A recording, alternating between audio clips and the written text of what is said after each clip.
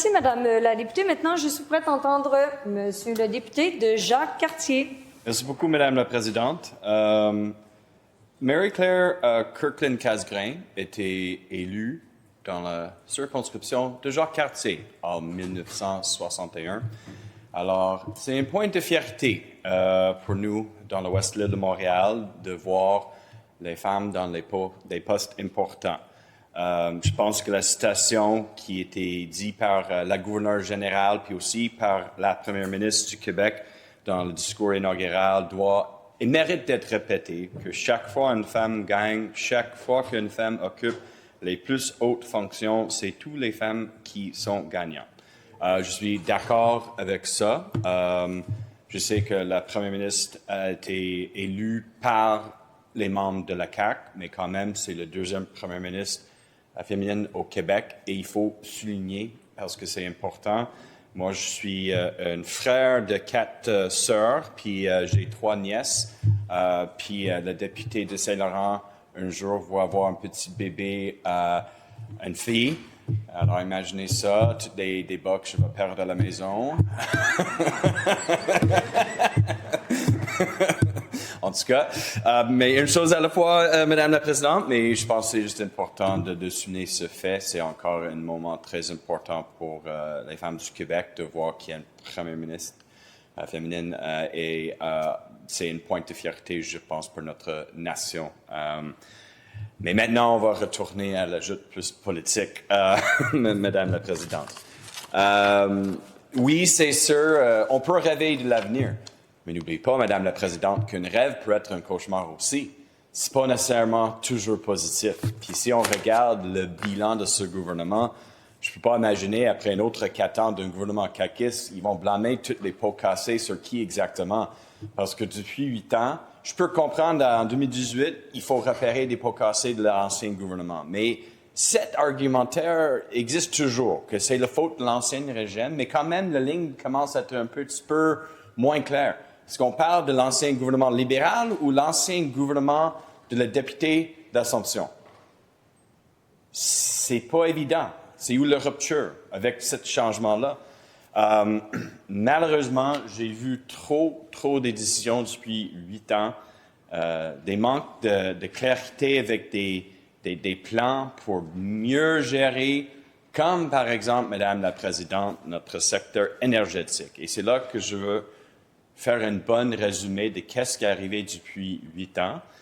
C'est un bon exemple pourquoi c'est important, je pense, pour notre nation et pour tous les Québécois de tourner la page sur un gouvernement caquiste, parce que c'est un exemple sur plusieurs où on peut dire que c'est loin d'être une réussite pour notre société, pour notre nation, pour notre économie, Madame la Présidente. Et je veux se rappeler qu'en 2018, quand le CAQ a pris le pouvoir, la stratégie, c'était de vendre nos surplus le plus rapidement que possible. Les surplus, c'était pas bon. Il faut dilapider ça, Madame la Présidente. OK. C'est un argument des partis politiques, on doit le mettre ça de l'avant. Je sais que le CAQ était vraiment pas favorable à ce stade-là, que le gouvernement libéral a décidé de lancer dans un projet de LON à Appuyat. Le premier ministre s'est levé en chambre plusieurs fois quand il était le chef de la deuxième opposition pour critiquer M. Couillard, le premier ministre, sur comment c'était une mauvaise idée, ça va coûter trop cher, mais il était bien fier de couper le ruban quand ça arrivait. Mais la raison pourquoi M. Couillard puis le gouvernement libéral a décidé de lancer ce projet puis un appel d'offres, c'était parce que nous avons eu en 2016 un plan qui a clairement dit qu'il faut augmenter notre capacité de production.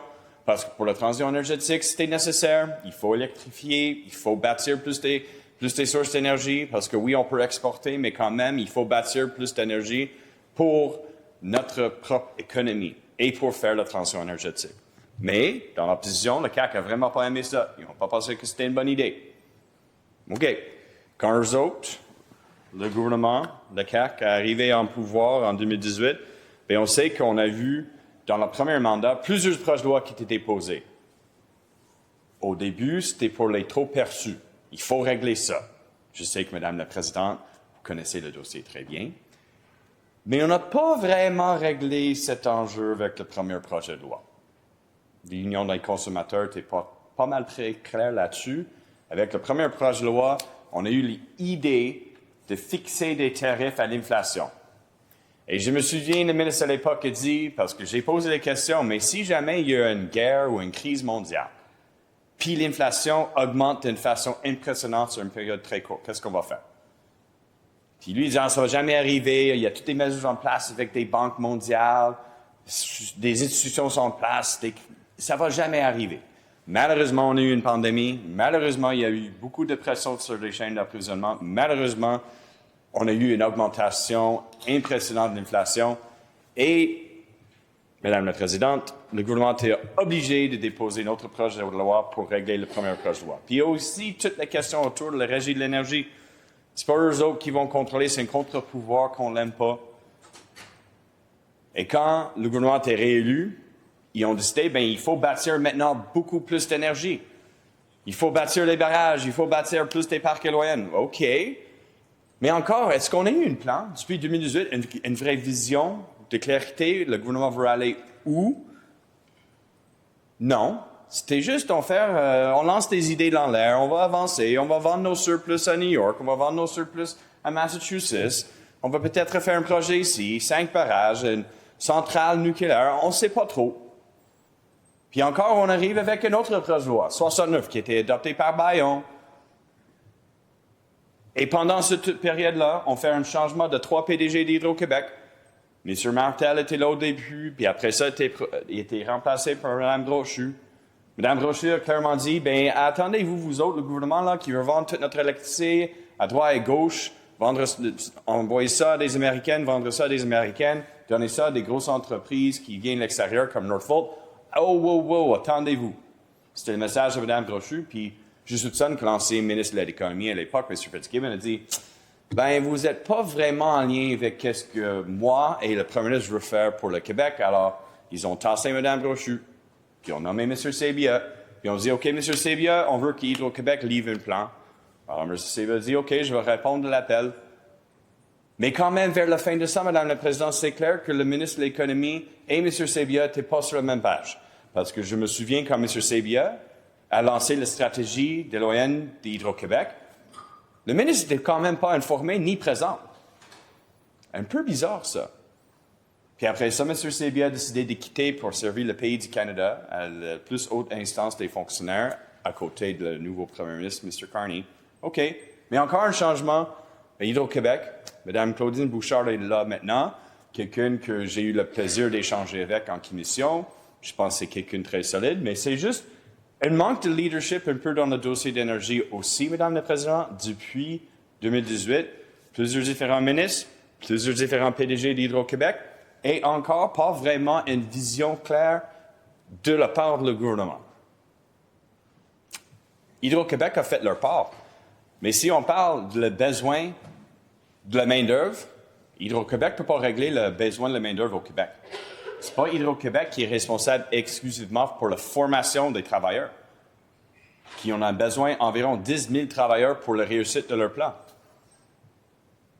Sur l'efficacité énergétique, Hydro-Québec a certaines méthodes pour aider des clients.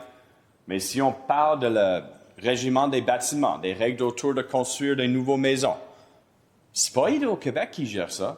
Si on veut des entreprises, des maisons, des tours de condos, des anciens condos et appartements dans nos villes partout au Québec qui sont plus efficaces, consomment moins d'énergie. Ce n'est pas Hydro-Québec qui est responsable de faire tout ça, Madame la Présidente. Il y a un rôle pour le gouvernement du Québec. Et on a fait quoi exactement depuis le dépôt de le plan de M. Sabia pour aider Hydro-Québec? Parce que l'efficacité énergétique est un énorme morceau pour s'assurer qu'on a toute l'énergie disponible pour bâtir notre économie de demain et d'avoir une transition énergétique qui, soudainement, après qu'on a eu tout un débat que, moins d'électricité, on veut avoir des chars qui sont sur le gaz, bang! On ferme le Strait de Hormuz avec une guerre en Iran, puis le Moyen-Orient, tout explose, puis soudainement, là, le prix d'essence est à 2 $, je pense 8 cents dans certains coins du Québec. Puis maintenant, tout le monde dit, mon Dieu, je veux avoir un char électrique. Et on sait, avec l'instabilité dans ce monde, c'est une chose que je peux dire, Madame la Présidente, que depuis la pandémie, rien n'est prévisible, plus que jamais dans notre monde. Et on sait qu'on va continuer d'avoir du pression sur le prix du gaz, d'essence, de diesel, de tout. Ça ne va pas arrêter demain. Les dommages qui ont été faits à des installations dans le Moyen-Orient vont prendre des années à réparer, puis de réinstaller des chaînes d'approvisionnement qui étaient là. Et c'est sûr que c'est pas nous au Québec, on ne prend pas le pétrole qui vient du Moyen-Orient. Ça vient de l'Alberta puis des États-Unis. Mais quand même, c'est une commodité qui était échangée sur le prix mondial.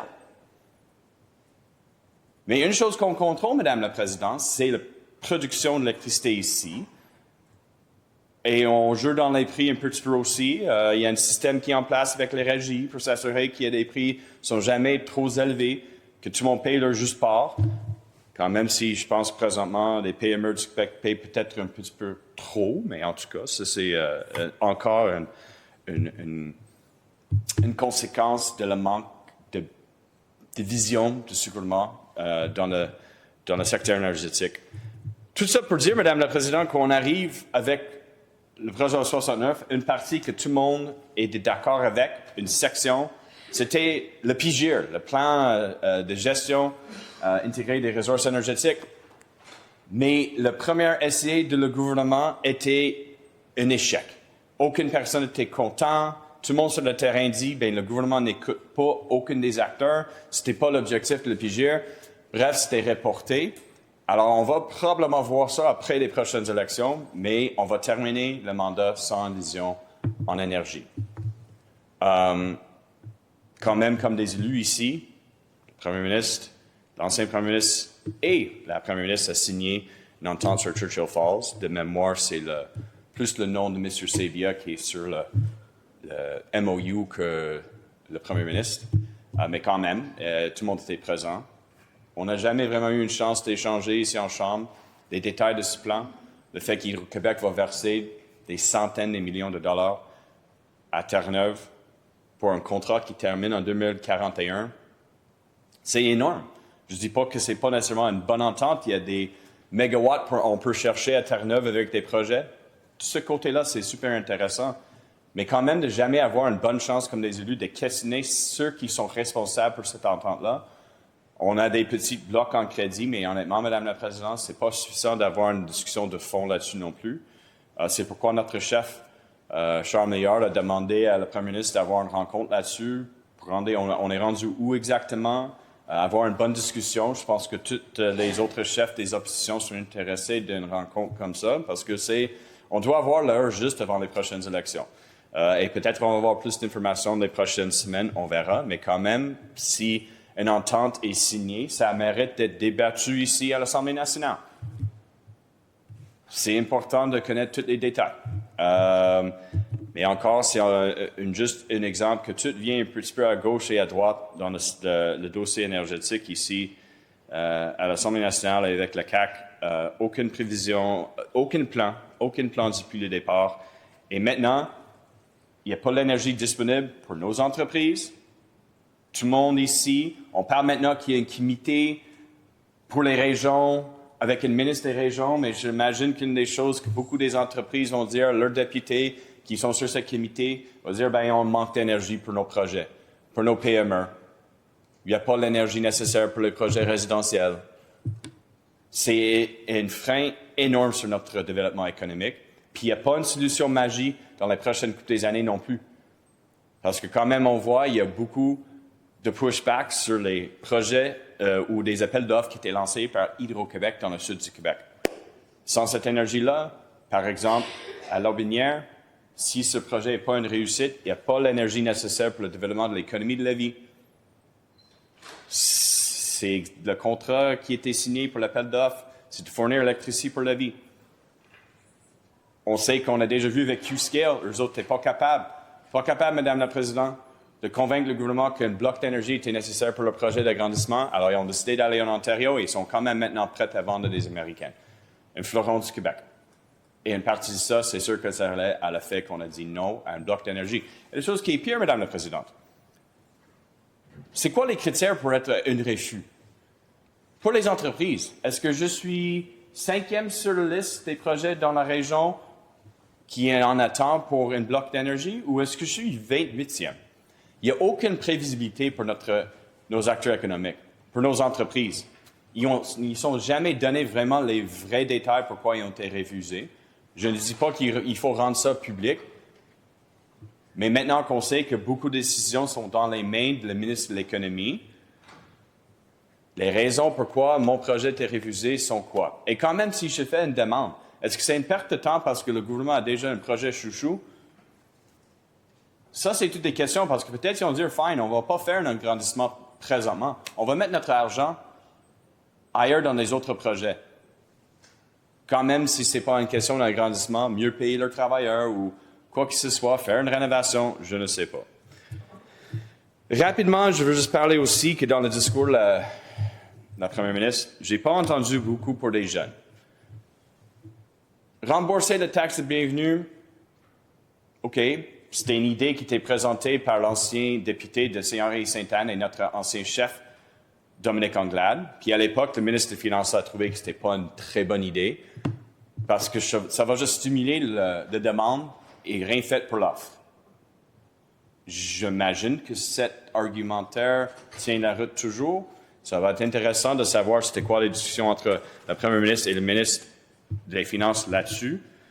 Mais il y a des autres enjeux, Madame la Présidente, pour la jeunesse qui ne sont pas juste une question d'être remboursé pour la taxe de bienvenue. Oui, le logement, c'est super important, mais je veux parler aussi, Madame la Présidente, du taux des emplois présentement chez nos jeunes.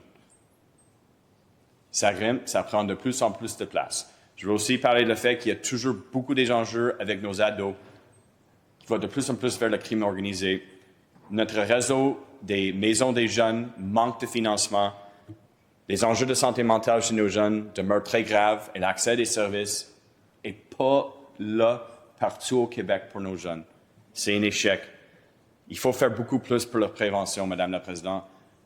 Pour nos jeunes, quand ils regardent ce gouvernement et tous les échecs sur la ligne pour les dossiers qui sont importants avec eux, pour eux, logement, des emplois, la santé mentale, Madame la Présidente, je ne peux pas imaginer pourquoi les jeunes veulent rêver avec la Première ministre du Québec et avec le CAQ.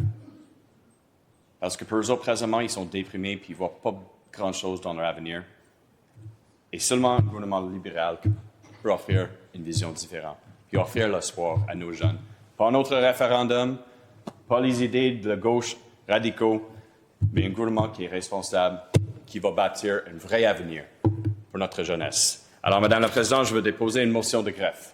Que l'Assemblée nationale blâme sévèrement le gouvernement caquiste pour un discours inaugural qui ne répond pas aux besoins des jeunes et qui manque de vision pour les générations futures.